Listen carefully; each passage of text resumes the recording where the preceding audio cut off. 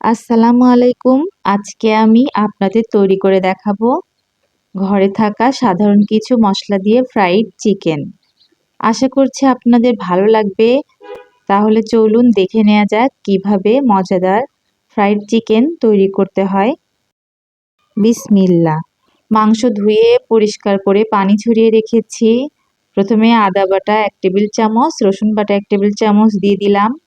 1 চা চামচ লাল মরিচের গুঁড়া, লবণ স্বাদ মতো, সয়া সস 1 চা চামচ আর 1 চা চামচ গরম মশলার গুঁড়া দিয়ে ভালো করে মাখিয়ে এক সাইডে রেখে দিলাম। যদি সময় না থাকে 1 ঘন্টাও রাখতে পারেন, আমি 2 ঘন্টা রেখেছি।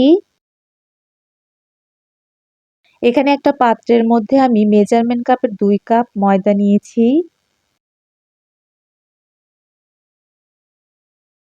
দিয়ে দিচ্ছি 1/4 কাপ কর্নফ্লাওয়ার,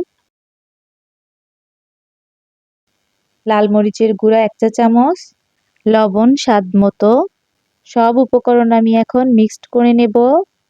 ময়দার মিশ্রণটা রেডি হয়ে গেছে। 1 টুকরো চিকেন নিয়ে নিচ্ছি। ময়দাটা যে রেডি করে রেখেছিলাম তার মধ্যে চিকেনের টুকরোটা দিয়ে ভালোভাবে ময়দার মধ্যে কোট করে নেব।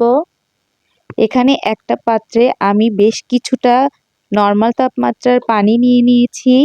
এবারে পানির মধ্যে চিকেনের টুকরোটা 20 সেকেন্ড রেখে দিব। 20 সেকেন্ড পর চিকেনের টুকরাটা দিয়ে ভালোভাবে ময়দার মধ্যে কোট করে নেব। আমি কিভাবে করছি নিশ্চয়ই বুঝতে পারছেন। ময়দার মিশ্রণের মধ্যে চিকেনের টুকরোটা ভালোভাবে আবারও হাত দিয়ে চেপে চেপে কোট করে নিতে হবে।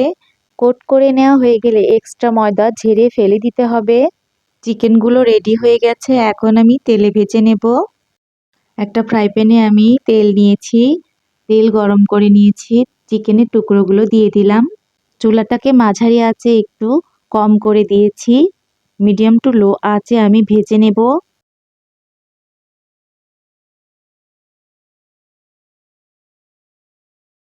সবগুলো চিকেন ভাজা হয়ে গেছে, দেখুন কতটা সুন্দর হয়েছে।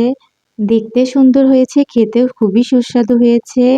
আমি আপনাদের একটা ভেঙে দেখিয়ে দিচ্ছি। বাসায় অবশ্যই ট্রাই করবেন। আশা করছি আপনাদের ভালো লাগবে। ভালো লাগলে কমেন্ট করে জানাবেন। আজ এ পর্যন্তই। সবাই ভালো থাকবেন, সুস্থ থাকবেন। আল্লাহ হাফেজ।